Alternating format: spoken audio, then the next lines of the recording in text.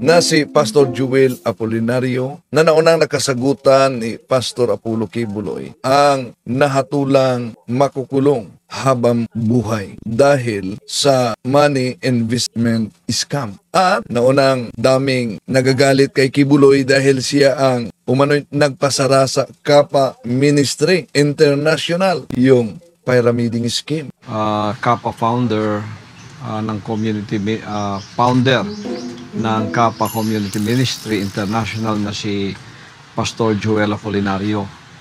Nagkaroon nga tayo ng issue sa kanya noon at tayo nga pinagbuntunan ng maraming matikos nang dahil sa ito ay ipinahuhuli ng ating batas, ng ating gobyerno. Pero labag pa rin sa batas ang ginagawa. So, nangyari noon na napakaraming nanggalit sa atin kasi ako raw ang nagpasara ng Kappa. Hindi naman. At matapos nasara, talagang daming nagagalit kay Kibuloy, no? Nahinto ang naturang investment scam. At daming kumita. Yung nauna, may banat si Pastor Joel Apolinario kay Kibuloy. Yung mga kaanib daw ni Kibuloy ay pinaglilimos kahit saan. Miyembro ni Kibuloy nagpalimos sa airport para ibigay kay Kibuloy. Anong ginawa mo dyan? Ha? Anong ginawa mo dyan? Yung mga members mo sa baba, anong ginawa mo? Sinususulan mo ang presidente na ipapasara ang Kappa. Bakit? Anong purpose mo doon? Kasi wala nang membro mo na nagbinta ng photo? Naku, Kibuloy. Yun ang banat ni Pastor Apolinario. Noong pamang taon 2017, August hanggang 2018, meron ng 120 cases sa syndicated estafa na amounted mga milyon yon, no? 7.16 milyon, mga kapatid. Pero nagtago, ganap na sarado ang Kappa International 2019. Nagtago si Apolinario, nahuli taong 2020. Sino bang mag-akala na sa banat din ni Apolinario tungkol sa panglilimos sa mga kaanib ni Kibuloy, si Kibuloy ay iisasalang sa Senado ngayong 2024.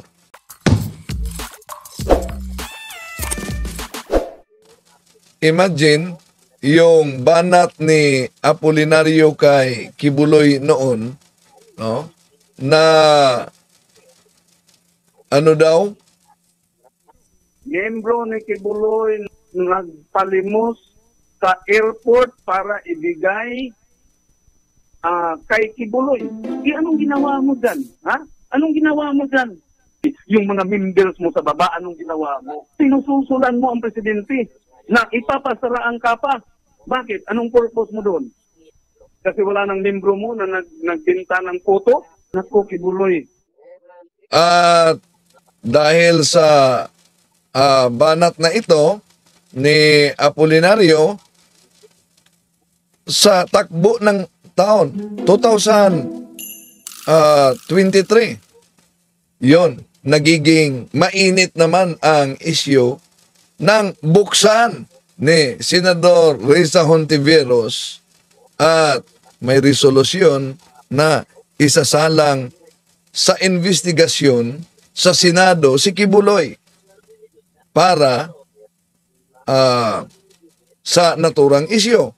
Kilalanin natin si Elias Jackson, dating miyembro ng Kingdom of Jesus. Yun, ilan lang sa mga miyembro ang pinakilala at meron pa umano na mga miyembro na inabuso. At ito ang mainit na sasalubong sa 2024, mga kapatid. Kaya sa pagkakataong ito, buksan muna natin sa panalangin. In the name of the Father, and of the Son, and of the Holy Spirit. Amen. Come, Holy Spirit, fill the hearts of your faithful, and enkindle in them the fire of your love. Send forth your Holy Spirit, and they shall be created, and thou shalt renew the face of the earth. O God, you've instructed the hearts of the faithful by the light of the Holy Spirit. Grant that through the same Holy Spirit may always be truly wise, rejoice in his consolation. To the same Christ our Lord. Amen. Mary, help of Christians, pray for us. In the name of the Father, the Son, the Holy Spirit. Amen.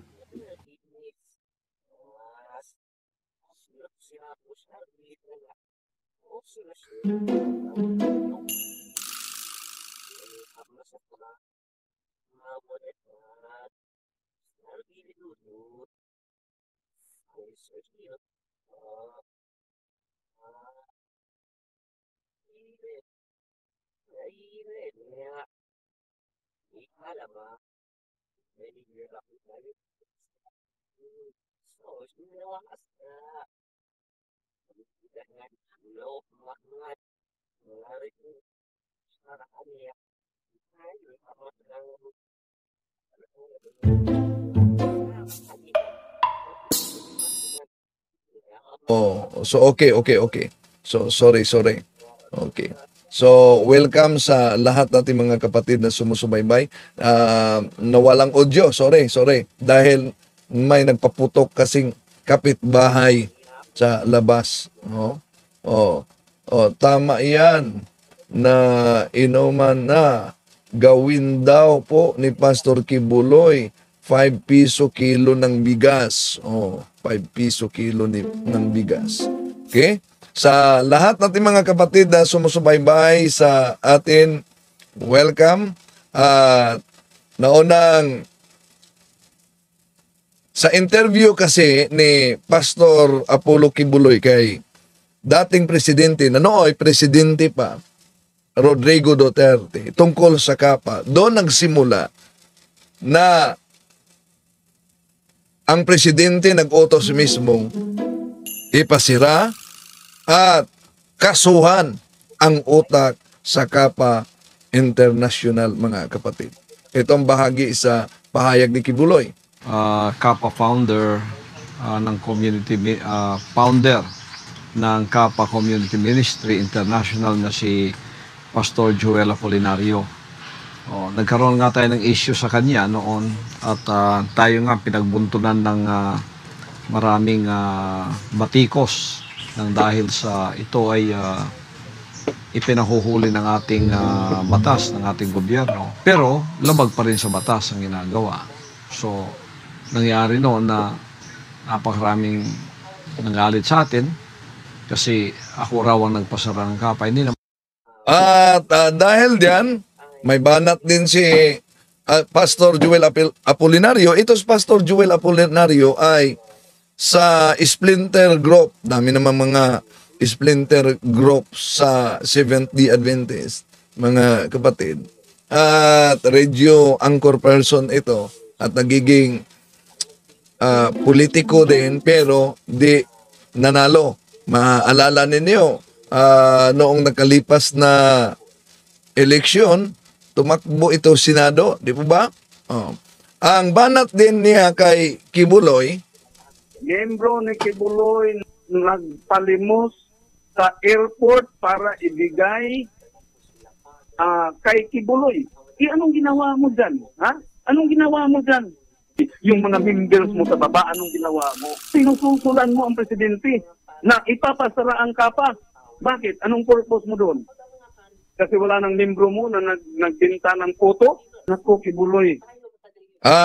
Dahil diyan, umaksyon agad ang presidente na matalik na kaibigan ni Kibuloy. At sabi ni Presidente Duterte na ngayon dating presidente, that is pyramiding. When it is good to be true, it is fraud. Biro mo yung 100,000 mo would earn 30,000 a month. That is why NBI, sirahan mo na sila at dalhin mo doon sa upon my orders. Upon my orders. Yun, order talaga. Kaya nasira, daming mga million, thousands na investment dahil na-freeze ang pera nito, no? Na di na nakuha. At umabot ba dito sa Osamis yung branch ni Apolinario, no? Diyan sa Santo Niño ba yun? Oo, umabot pa. No? Malapit sa kanilang datata ang office, ha? At merong license na yung license, hindi license, yung ID ng Kapa Ministry na nakalagay na yung pera ay kusa mong dinodonate. Yun ang inilagay. So, delikado talagang di na makuha dahil merong nakatatakusang idinodonate. Anong purpose ni Apolinario dyan? Sabi niya. Isang religious organization, ang tanging layunin lang po nito ay maiahon sa kahirapan ang mga membro ng Kapa. O yun, maiahon sa kahirapan ang membro ng Kapa. Yung mga nakauna, no, dami ng mga pyramiding scheme na nangyari. Isa na yan yung pumutok noon, Disyembre din yon, no? Aman. Yung Aman. At pagkatapos sa Aman, sinundan pa ng yung tinatawag na Pretty Pink ba yun? Pretty Pink. Isa sa mga otak diyan ay may koneksyon noon sa mga miyembro ng Coratong Balileng. Pero iwan ko kung buhay pa ba hanggang ngayon yung gumagawa, no? Dami ding naloko sa ganyan. Iya, kahit yun ang purpose ni Pastor Apolinario, anong dahilan na napatunayang guilty sa investment scam lang ito, ha? Hindi pa kasali dito yung pagdakip niya nang nagtatago sila, di po ba? Ng joint operation sa PNP military, mga kapatid, may napatay yun. At daming mga high-powered firearms na nakonpiska galing mismo sa grupo ni Apolinario.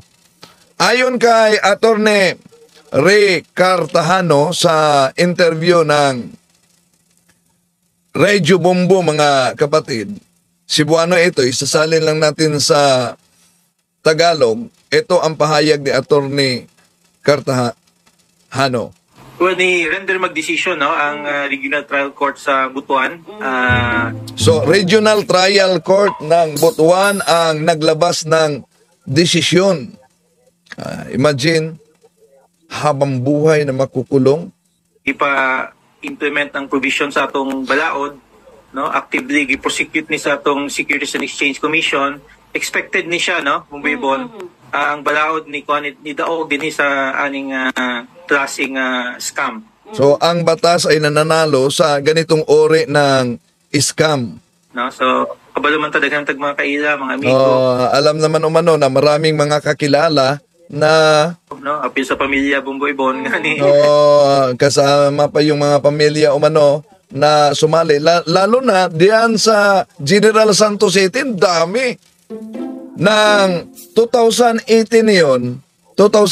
yon, nang inimbita kami para mag-lecture doon sa General Santos City, daming mga tao sa supermarket, sa mga malls, at sabi na nag-imbita namin, alam mo brother, bakit maraming mga tao ngayon na parang nagpipista? Dahil ito sa Kapa Ministry na investment. Kumikita talaga. Yun. So 2018, di pa yon pumutok. 2019 na yung na-interview ni Kibuloy si Presidente Duterte, noon na ngayon dating presidente, na nag-utos sa NBI na isigawa yung raid talaga. So tuloy natin si Attorney Ray Cartahano sa interview ng Radio Bombo. Invest ani, but ang atong tanawon man gud na ibalaod, no, na ibalaod nga nidaog dinhi, no. So ang tingnan natin, may batas na nanalo. Type of case nga clear jud diha sa decision sa husgado, usa ni siya ka scam. So batay sa desisyon sa korte, ito'y isa talagang scam. Siguro ilan sa inyo dito nakikinig sa atin, nag-invest din sa may investment din nitong tinatawag na Kapa International Ministry. Ilan kayang libo, milyon nakuha ba ninyo ang investment ninyo? Tuloy natin. Una, ang giklaro sa husgado nga kuha ni sunod ni sa pamaagi sa Securities Regulation Commission ni kuhag investment, no, maskin giingon nila donation. So nilinaw umano ng korte na ang Kapa Ministry International ay hindi sumusunod sa regulation talaga at pumasok sa investment.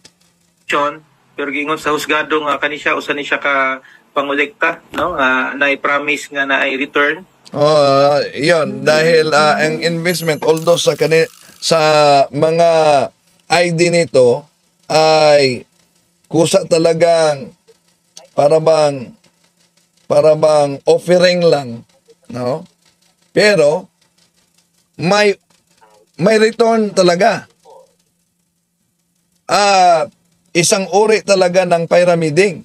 Pero ang gibuhat sa kapa ilang giguwas nga murag na religious nga connotation, nagiguwas nga donation nga voluntary. Yan, donation, voluntary, nakalagay yan sa mga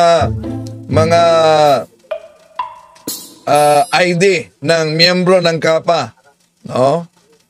Pero di lahat na mga branches na nagdala nito ang nasampahan ng kaso dahil meron pang mga kahit dito sa Osamis, no? Okay, tuloy natin. Pero ang giingon sa atong SEC nga usa ni siya ka solicitation, no, pangolekta sa contribution nga naay commitment nga ibalik ang kwarta nga kung ani mong buhaton kinahanglan nimo permit, no, kinahanglan nimo ayon sa korte na kung ganito talaga ang paraan, no, kailangan ang permit aprubaha sa SEC. Merong kailangan ma-approve ito sa Securities and Exchange Commission. Diha lang mismo naipit na ang Kapa. Naipit ang Kapa dahil walang approval. Di man tayo basta-basta mo engage og negosyo sa nasod nga walay permiso. So hindi pwedeng magiging kabahagi sa investment sa bansa kung walang pahintulot So diha sa pamahalaan. Mismo klaro naipit na kaduha. So sa pamamagitan diyan ayon sa paliwanag ni Attorney Ray Cartahano, yun, naiipit yung Kapa International Ministry daw. Ilang commitment nga kanang pagbalik og kwarta, wa na tinuod na siya. Yung commitment nila na ibalik ang pera hindi nagiging totoo. Kay gingon sa husgado Bumboybon nga usa ni siya ka Ponzi-like scheme nga ang podato katong mga nauna yung magiging mayaman yung nauna. So swerte yung nauna, kawawa yung nahuli. Nag-invest ng huli. Buti na lang may kakilala ako, milyon ang kanyang investment, pero nang pinasok niya ang cheque sa milyon talaga, kaibigan ko yan, pinasok, tinanggap sa Kapa Ministry, abay, nadesisyon ng isarado. Yun, nakapasok na ang cheque niya. Nadesisyon ng isarado. Pero dahil may mga connection din siya, buti siya, nakuha niya ang kanyang investment. Ang kawawa, yung karamihan na nag-invest, na hindi talaga nakuha. Okay, tuloy natin si Attorney Cartahano. Naulahi ang apektado. Yun. Apektado talaga yung huli na nag-invest. Lalo na yung dahil nahikayat sila, may nakabili ng sasakyan, may nakagawa ng bahay dahil nauna kasi. So, kaya nag-invest din sila. Pero, nasa huling bahagi na sila at nadesisyonan na isarado. So, anong nangyari sa investment nila? Di na nakuha. Maliban lang sa kaibigan ko na nag-invest ng milyon dahil sa connection, nakuha pa niya. Nakuha talaga niya. Oh. So, yung iba na walang connection, hindi na yun makuha. Tuloy natin. So marang no-brainer ang tabong Bebon, pero siyempre nakabalot ang kaning natin mga siguro dagantag mga kaila mong Bebon nganing ganyo po dani no sa sa kapa. Pero So, marami talaga ang sumali sa kapa dahil nakita naman nila na yung mga nauna, meron ng mga sasakyan, walang pagkakaiba sa ama noon. Naalala nyo ba yung ama? Aman? Walang pagkakaiba sa Pretty Pink noon. Ganon din. Maglagay ka ng pera, babalik yan isang linggo na may tumutubo na. Oh. Pero umabot ang punto na itinakbo sa nagdala. Lalo na yun sa Pretty Pink. Iwan ko kung nahuli ba yun. No? Itinakbo sa nagdala ang pera. Daming kawawa talaga. Tuloy natin.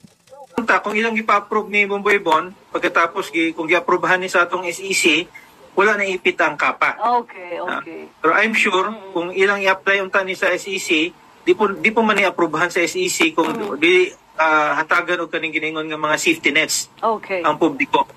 O, dito lang sa punto nga wala approval, igo na igo. So, sa punto na walang approval sa Securities and Exchange Commission, ang ginawa nila ni Pastor Joel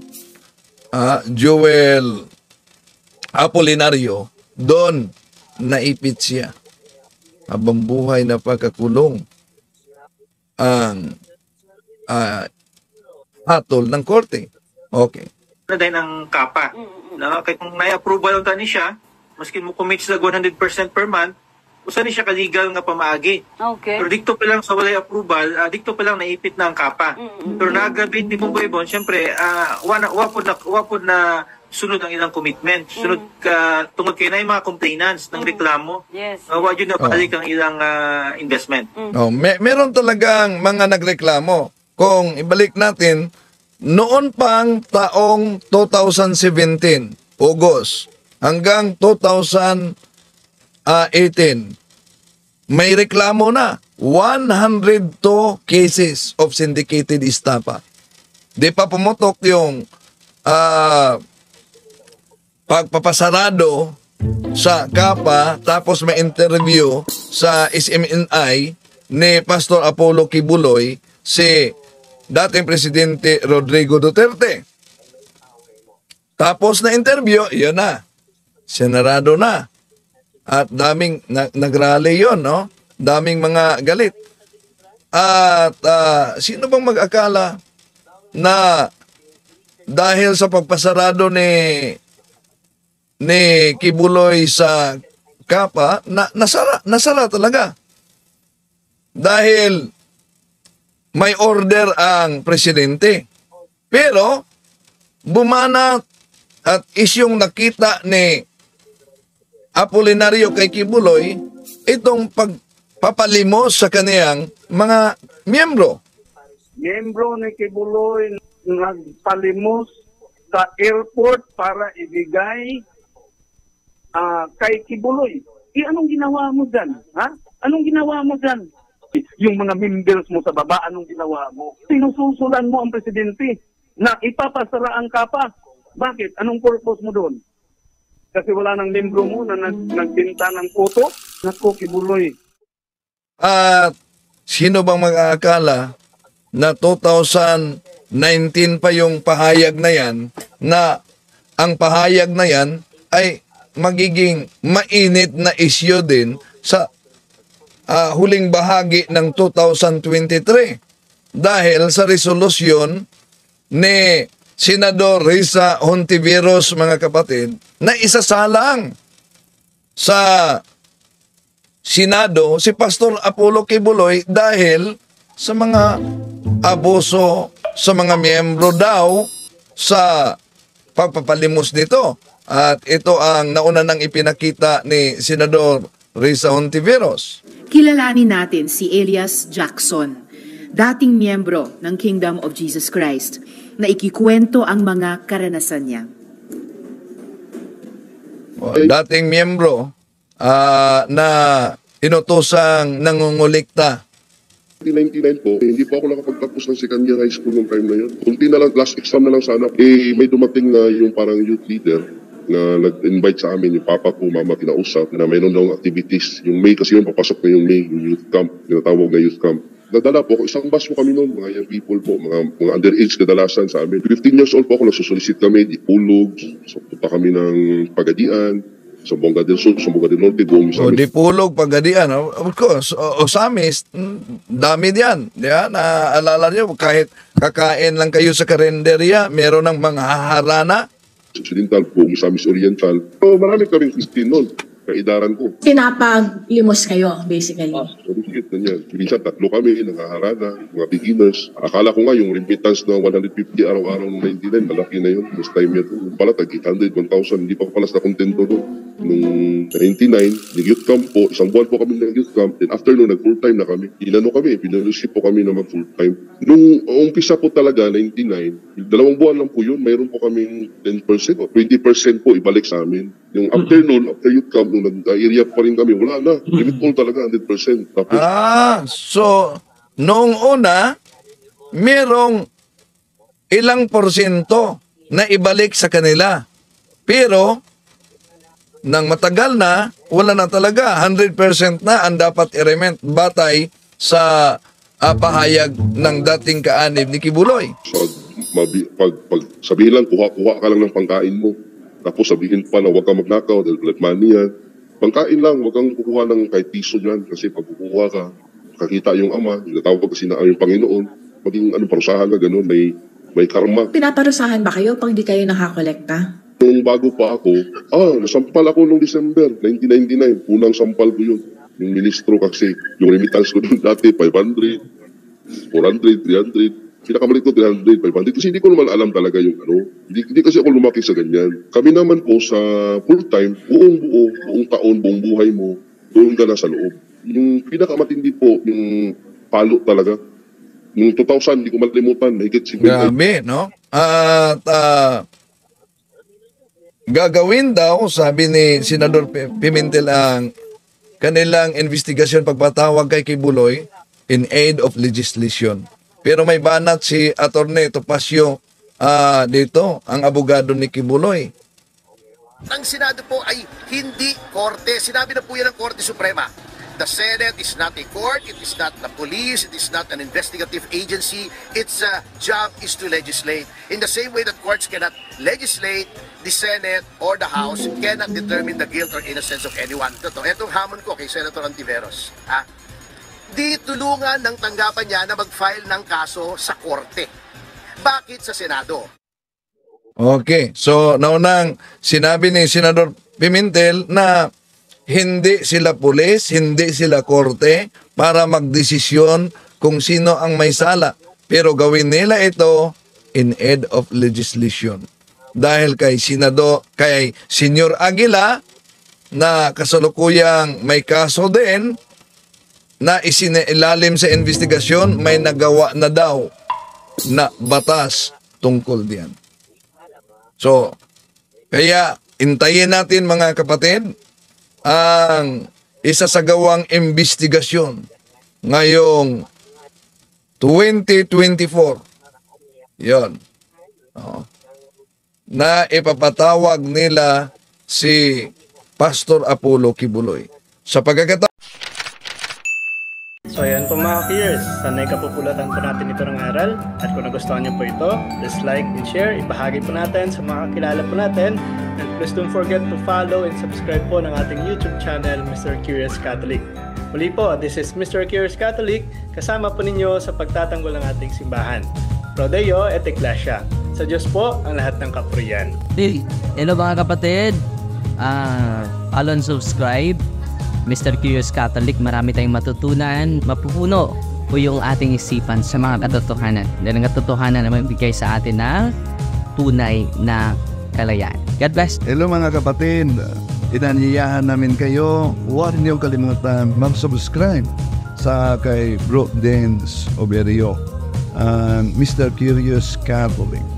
Marami kayong matutunan sa pamamagitan ng pagsubaybay niyan sa pagsagot sa pananampalataya na inaatake ng ating mga kapatid sa iba. Yung pananampalataya, and they are not only attacking the teachings of the Catholic Church, but proselytizing the good numbers of the Catholic. At sa pamamagitan sa pagsunutin niyo itong Mr. Curious Catholic, Facebook page and YouTube channel, dami ninyong matutunan. Isabuhay natin ang ating matutunan.